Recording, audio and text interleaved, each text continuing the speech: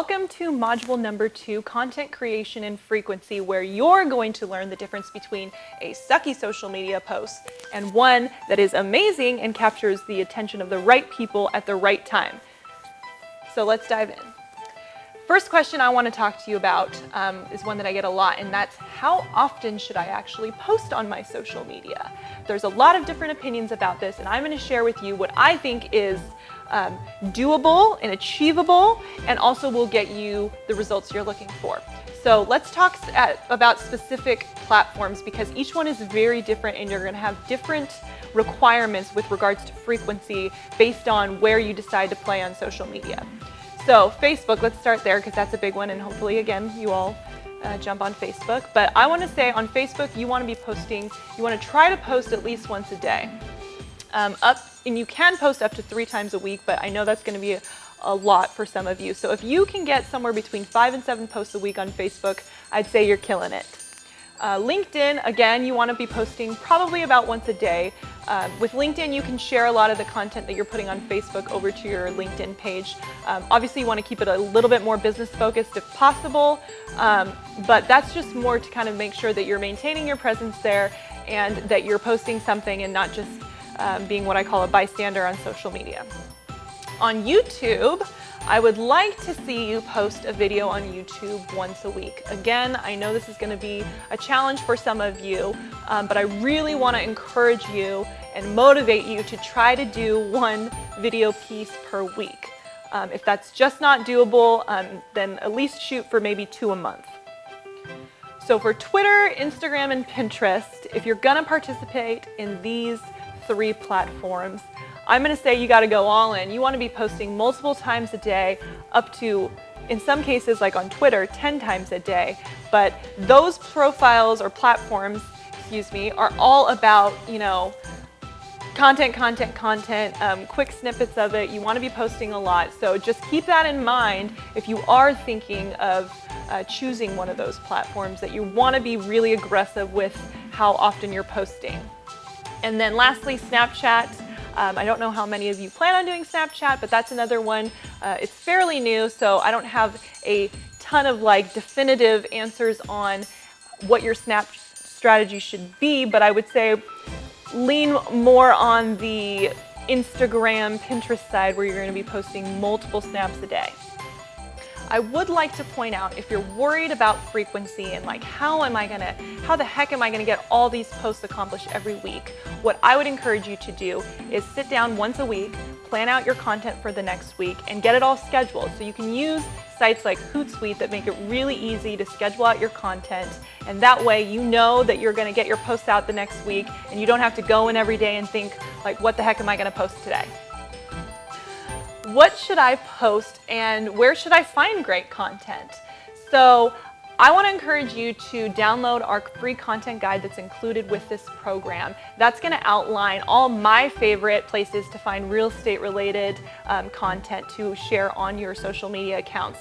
But with that said, I do want to talk and go deeper on some points with regards to where to find content and how to post this content.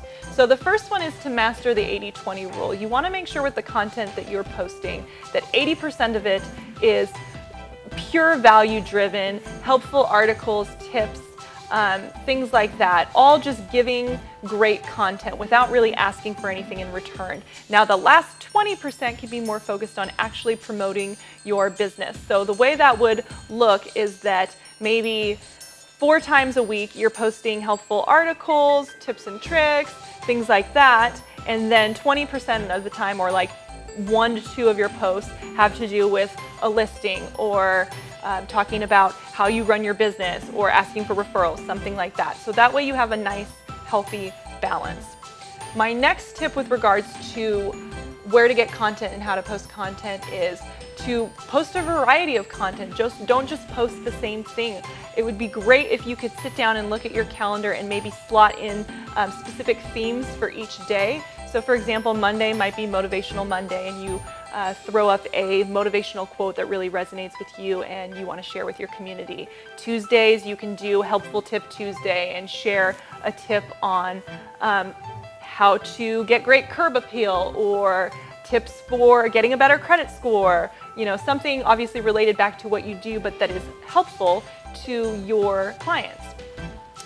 You can also do holiday fun posts. You can do testimonial days where you feature a client testimonial once a week or something like that. You can share on the weekends. I like it when businesses share community events, things to do over the weekend. That can be great. You can also share your pop-by or client gift ideas. People really love seeing those. Let's see what else we got there. Oh, one of my favorite, business spotlight posts. So what I've been seeing more and more agents do, and I really love, is going out into their community and interviewing business owners in their network. So basically like their preferred vendors that they refer to their clients and friends. They go out and actually go to their business place, film a quick little short video introducing that business to their network. And that just goes over really well for a variety of reasons. For one, you're promoting another company, so they're likely to share it on their page, and that's going to get you more reach. And also your community is going to see all the great business professionals that you have in your network, and they're going to want to tap into that and to be a part of that. So all of those are some great ideas for some content. Another thing to keep in mind is to post a lot of visual content. So the more you can include imagery in your posts, the better. They say a picture is worth 1,000 words. That really is true, and video is probably even worth more than that, but anytime you can add in visual components or video, that's really going to be more powerful, and your results are going to be probably a little bit better than if you were not to have that piece in there. Actually, I know they will be better because people just don't really like to read. They want to see a quick video. They want to see an image that kind of tells a story. So the more you can do that, the better. And then my last tip with regards to this is to delight your followers. Don't be afraid to put out motivational stuff that doesn't tie directly into your business. Like you heard me mention motivational posts, things like that. That obviously doesn't have anything to do with real estate, but it shows a little bit about your personality. It sprinkles in that within your social media content approach, and that content tends to be really shareable. So the more you can do stuff like that kind of adds personality and has an emotional impact, the better. Can I post the same piece of content on each of my accounts? So my answer for this question is a yes and a no. So yes, you can post the same great piece of content that you love on all of your social media accounts, but no, you can't copy and paste the exact post across the board. And another added benefit to not posting the same thing on every single channel is that it gives your followers and your community a reason to connect with you on each one of your platforms, because you're not just posting the same exact thing. You're giving them additional perspective and a different way of looking at either a same piece of content or offering a different variety of content across the board. So it just makes your social media content strategy a lot more vibrant and interesting, and will encourage them to follow you across the board. So what makes a good social media post versus one that's just kind of sucky and people ignore?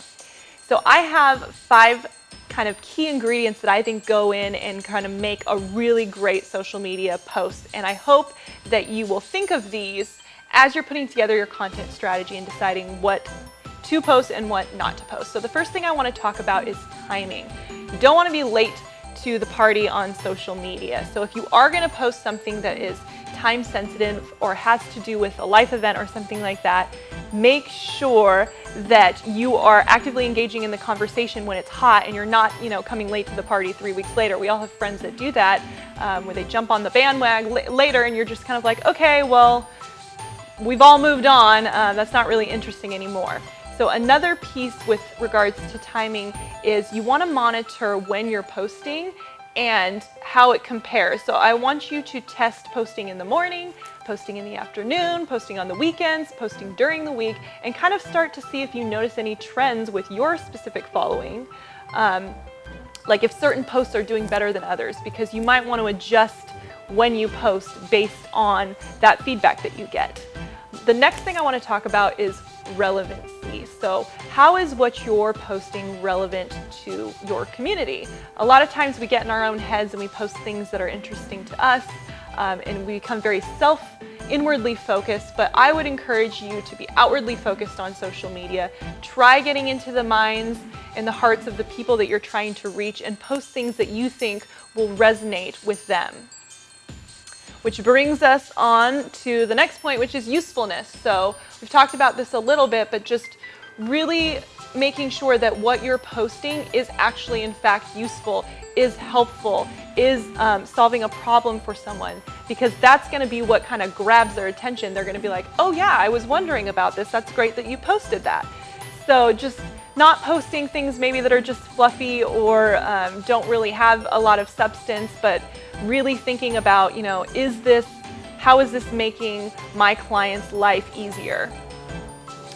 So moving right along, the next point we have is emotional impact. And this is one that doesn't get talked about a lot, but I think is important. So what I've noticed is that great social media that goes viral, that you see all over the internet, a lot of it has a huge emotional impact, meaning that it tugs on your heartstrings a little bit, or kind of makes you think about who you are as a person and what you believe in. So I'm not saying you should go posting, your religious or political beliefs online, but I would encourage you to add a little emotion into your posts and not be afraid to be a little bit vulnerable and to show who you are and what you believe in to some extent, and have an opinion on things, because I think that's what's going to make it authentic and real and show people a little bit about who you are. So my last tip for you is personality. So I would love for you to spice up what you're posting with a little bit of your unique personality. Again, you don't want to go over the top and not be professional, but I do think there's something to infusing whatever you're posting with a little bit of who you are. If you're somebody who's like a really funny gal or funny guy, don't be afraid to have a little fun in your posts, add a little bit of humor, add a little bit of spice. I think all of that is just going to enhance what you post, is going to make you more real to people and make people want to connect with you more. So before we move on, I want to share with you 4 questions I ask myself before I post any piece of content. I do this as sort of filtering and making sure that what I'm posting is going to be top quality and is going to relate to the people that I'm trying to interact with on social. So those questions are, number 1, who is this for? So who am I posting this for? Is it for myself? Is it for my clients? Is it for my family? But just having an understanding of the reason why I'm posting this and the audience that I'm trying to serve. Question number 2, how is this helping solve a problem or build a stronger relationship between me and my audience? So that's a great way to kind of just judge, again, is this relevant and is this useful? Number 3, how does it relate to my brand? How does it relate to what I'm trying to accomplish in a business capacity? That's important too, because you want to make sure that what you're posting isn't just random, that there is a tie-in to your business without it being, again, overly promotional. And the last question I ask is, would I be okay if past, present, or future clients were to come across this post? And that's just kind of, again, another filter to make sure whatever I'm posting is in line with my brand, is something that I'm not going to be ashamed of in 5 years, because once it's out there, and just keeps me in check and making sure that whatever I'm putting out there is in line with my professional image. So is there anything I should absolutely not post on social media no matter what? So I'm not going to spend a lot of time on this question, even though I do get it now and again, because I think that you're a business professional, you know your brand, you know how to represent yourself both on and offline, I hope, and you should have to some degree a filter on your personality so that you don't offend people. But I do want to talk a little bit about religious, political beliefs, ideas, things like that, because I know there's a lot of different opinions around whether or not I should post about that kind of stuff. So to that degree, I would say I'm not going to tell you to never post a picture of you with a glass of wine in your hand or at a church function or something like that, because I know that that's a part of who you are, and that's a part of you and your community and the reason why people connect with you. So I think that's okay. But what I will say is just don't go over the top with pushing your beliefs and opinions on other people, because you don't want to turn them away. So I think as long as it's tasteful, it shows and is true to who you are and isn't going to turn away a potential client, then you're good to go. So content curation versus content creation, and do I have to do both? So I'm not sure if you know the difference between content creation and curation, so I'm going to break that down for you first, and then we'll talk about why you should be doing both. So content curation means that you are mining the internet or online and finding and identifying pieces of content that you are going to borrow and share on your own social media. So it's not an original piece of content that you created. Someone else created it, you're sharing it and giving them credit for it, of course, right? Now, content creation is an original piece of content that you yourself create, comes from your brain, and is from your point of view. So a lot of people ask me, do I have to do both? Can I just pool and mine the internet for content that I think is relevant and share that, and not have to spend time creating my own content? Because of course, content creation is a lot more time consuming. So my answer is you need to have a nice, healthy balance of both. I understand that we're all, business owners, entrepreneurs. We don't have time to sit down every single day and come up with a new original idea to share online. But with that said, I do think that there's a lot of value to bringing your unique perspective, experience, thoughts, and ideas to your social media and sharing that with your community. Because after all, people want to connect with you, right? So why would they want to come to your page or your accounts if all you're sharing is information that you borrowed from someone else? They would just go follow those accounts. So I would say try to produce at least one original piece of content a week, and then mix in all the other content that you've curated on the web with that. And an original piece of content can be a video that you produce, it can be a blog that you wrote, it can be some type of artwork or graphic that you designed, it can be a testimonial that you're sharing, anything like that. So it doesn't all have to be just video, even though I do recommend you embrace video, which we'll talk about in the next module. How much time should I spend on social media? So don't be mad at me for this question. I know this is one that you all are curious about. Again, a lot of different ideas about how much time you should spend on social media. Some people say it's a full-time job. Some people say they can do it in an hour in a week. I'm going to tell you based on my experience what I think is feasible and doable for busy business owners like yourself, or for people who are doing all the marketing for their business, and this is just one piece of the puzzle that they have to get done. So with that in mind, I'm going to say for most people, depending on their availability and the amount of time they can put into this, what I'd like to see you do is spend 1 hour a week on curating content. So we talked about what that means, going out and mining the internet to find pieces of content that would be relevant to your following and sharing that. Another hour a week scheduling content.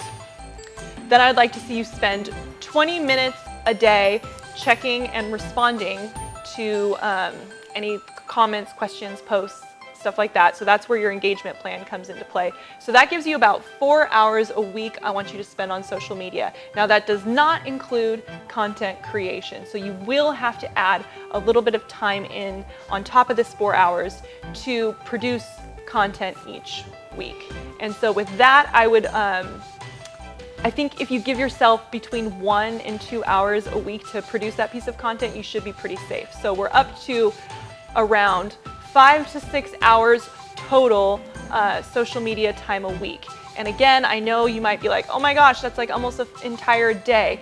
But you can get creative with how you structure this. You can, like I said, 20 minutes here and there. You can break that up 10 minutes in the morning, 10 minutes at night checking your social media feeds. You can sit down over the weekend and schedule out all your posts, and then you can time block an hour and a half or 2 hours into your weekday to really sit down and create that new content piece.